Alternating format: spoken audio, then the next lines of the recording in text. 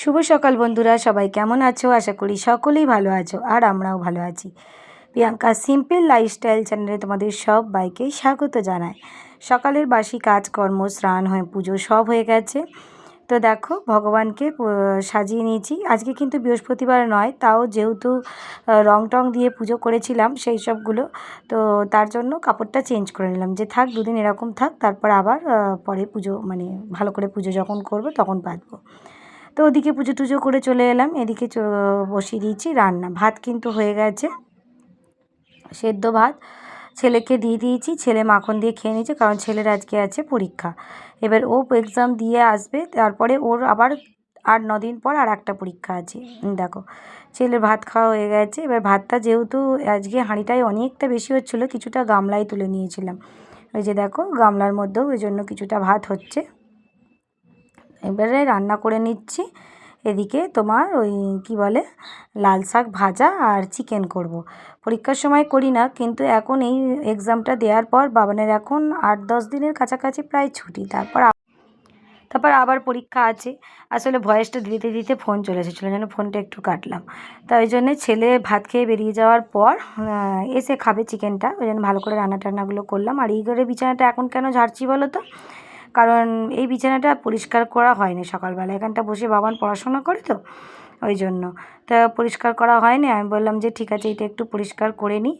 আর প্রসেনজিৎ গেছে বাবানকে এই রূপুকে পড়তে নিয়ে যাবে, তার জন্য আর কি তোমার ওর বন্ধুকে আনতে গেছে। তার আমিও যাব, আজকে যেহেতু একটু বেলায় পড়া আছে তাই জন্য আমি যাব এদিক দিয়ে রূপুকে নিয়ে আর বাবানকে দিয়ে, আর ওদিক দিয়ে যাবে প্রসেনজিৎ ওর বন্ধুকে আনতে গেছে।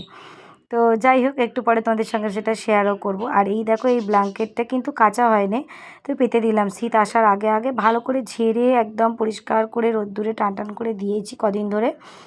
এদিক ওদিক করছে, ছোটো জায়গা তো, ব্ল্যাঙ্কেটটা একবার এই ঘর ওই ঘর সোফা, হচ্ছে এখন পাতাই থাক, তারপর ঠিক শীত আসার আগে কিছুদিন আগে তুলবো, তুলে পরিষ্কার করে আবার কেচে কুচে নিয়ে তারপরে গিয়ে গায়ে দেওয়া হবে। কারণ ব্ল্যাঙ্কেট তো আবার তোমার ওয়ার পরানো যায় না, বেকার একবার ওয়ার কিনেছিলাম তো সেগুলো পড়েই আছে।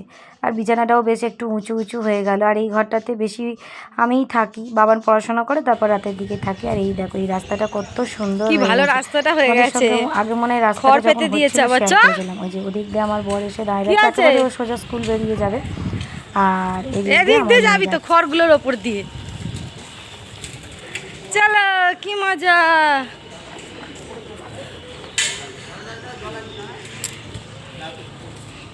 আস্তে আস্তে চলো। হ্যাঁ হ্যাঁ, দেখি কটা টাইম দেয়, চলো। তো মেয়েকে পড়তে দিয়ে চলে এলাম, এসে আবারও একটু রান্না শুরু করে দিলাম। দেখো তো রান্না করছি ওই শাক ভাজা, তোমাদের তো দেখিয়েছি আগে আইটেমগুলো। আর এই যে এখানেও করে নিচ্ছি চিকেন, কারণ বাবান তো পরীক্ষা এখন 10 দিন প্রায় ছুটি, এরপরে এই পরীক্ষাটা দিয়ে এসে ওই জন্য তোমার একটুখানি ভালো করে কষেই করছি। কারণ ও খালি বলছে মা সেদ্ধ কত খাবো গো, এই এতদিন ধরে তুমি খালি মাছের ঝোল মাংসের ঝোল এরকম করে রান্না করছো, ডাল কিচ্ছু হবে না, একটুখানি করে রাখবে। আমি আচ্ছা ঠিক আছে ভালো করে একটুখানি আজকে। তাও আমার রান্নায় কখনোই ঝাল ফাল থাকে না বন্ধুরা, হ্যাঁ রান্নাটাকে অনেকক্ষণ ধরে কষে কষে খেতে টেস্ট বানাই এই আর কি। তো এখানে আলুগুলোও ভেজে তুলে রেখেছি, আর এখানে চিকেনটা কষে নিয়ে যেমন দিই আর কি, গরম জল দিয়ে বসিয়ে দেবো। এই যে দেখো প্রত্যেকে ধনে পাতাও ছড়িয়ে দিয়েছি, ব্যাস। এখনও ধনে পাতার সিজনটা আছে বলে তাই, গরমকালে তো ধনে পাতার দাম আবার বাড়বে। তো তারপর কি করব, চলে এলাম, রান্না তো হয়ে গেছে, তাই বললাম না জানলার কাজটা আজকেই ধরি। তো জানলাগুলো দেখো কি আরে ময়লা হয়েছে, প্রচুর জিনিস এখান থেকে নামিয়েছি। রূপুকে বললাম মা ক্যামেরা করে দে, যখন করছিলাম মানে তাড়াতাড়ি করে করছি তো, ছটপট করে ওই তোমার সকাল থেকে উঠেছি, এদিকের বাসি পা, তারপরের পুজো, তারপরে রান্না, মেয়েকে দিয়ে আসা নিয়ে আসা, ছেলেকে দিতে যাওয়া। এই দেখো এখানে সব বার করে রেখেছি জানলায় যেগুলো ছিল। আর এই জায়গাটা কি দেখাচ্ছি বলো তো, এই জায়গাটা দেখাচ্ছি তোমাদের কারণ আজকে আমাদের এখানে বিজেপির মিটিং ছিল, আর মিঠুন চক্রবর্তী মানে সুপারস্টার আসবেন, তো তার জন্য প্রচুর ডামপাটি যাচ্ছে, মানে পজিশান করে যাচ্ছে। তো এত ডামপাটির আওয়াজ হচ্ছে, সেই জন্য তোমাদেরকে একটু দেখানোর চেষ্টা করছি, কিন্তু এখানে গাছে দাঁড়ালে কিছুই দেখা যাচ্ছে না বন্ধুরা। তারপরে দেখো জানালাটাকে পরিষ্কার করে নিলাম। জানালাটা পুরো একদম 7 থেকে 8 বার মুছেছি বন্ধুরা। কত যে নোংরা হয়েছিল, এবার আমার কি শান্তি। এই জানালাটা আমি অনেক দিন ধরে অ্যাটেম্প নিয়েছিলাম পরিষ্কার করবো, সমস্ত কিছু বাইরে বার করে দিয়েছি, ওগুলো সব একদিন ফেলে দিতে হবে, বরের সময় অনুযায়ী বর ফেলে দেবে বলেছে। আর এই জানলাটাও পরিষ্কার করেছি, কিন্তু এই জানলা দিয়ে প্রচুর রং করে তো আমার মেয়ে, বসে বসে এখানটা সেই রঙগুলো লেগে আছে আর কি, চেপে বসে গেছে। তো যাই হোক, এবারে চলে গেলাম, বাবা আসবে, অনেকক্ষণ দাঁড়িয়েছিলাম, কারণ আজকে ভয়েস দিতে দিতে বারবার খালি দেখো ফোন চলে আসছে। তো যাই হোক, দাঁড়িয়ে আছি, ছেলে আসবে, যে দেখো এসেও গেছে। আসলে জ্যাম তো অনেকটা লেট হয়েছে ওর আসতে, হেঁটে হেঁটে আসতে হয়েছে জানো তো। তো রোদ্দুরে হেঁটে হেঁটে এসেছে, ব্যাগে টুপিও নিয়ে যায়নি, কষ্টও হয়ে গেছে।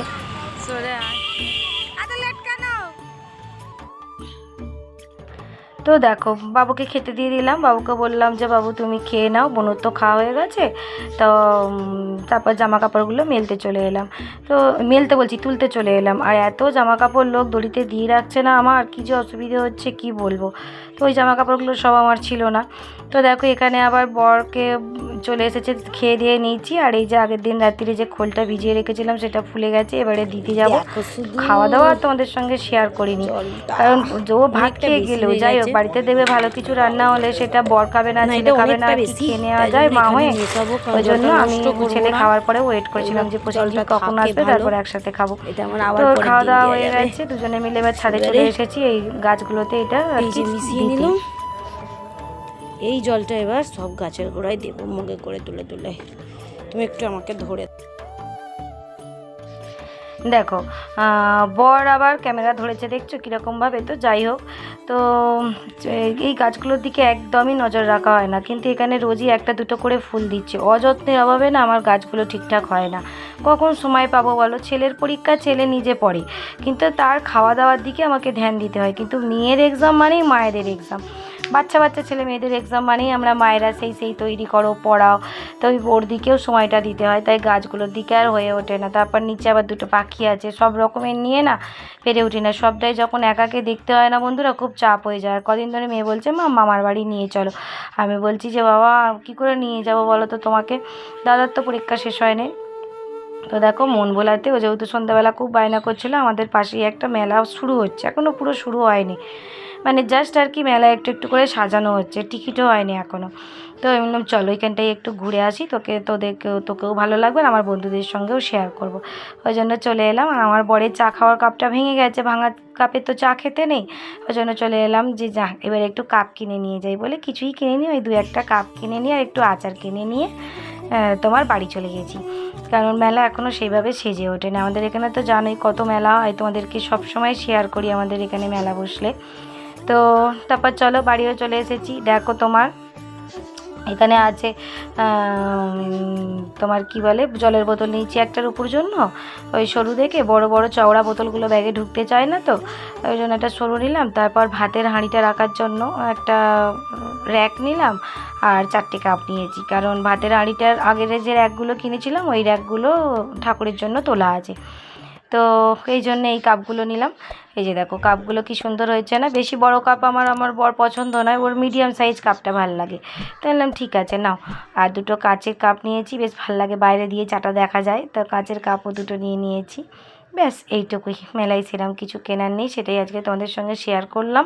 কেমন লাগলো আজকের ভিডিওটা বন্ধুরা একটু জানিও, ভালো লাগলে ভিডিওতে একটি লাইক দিয়ে দিও। তাহলে চলো আজকের মতন এই পর্যন্ত বন্ধুরা, সবাই ভালো থেকো, সুস্থ থেকো, দেখা হচ্ছে আবারও একটু নেক্সট ভিডিওতে। টাটা বন্ধুরা।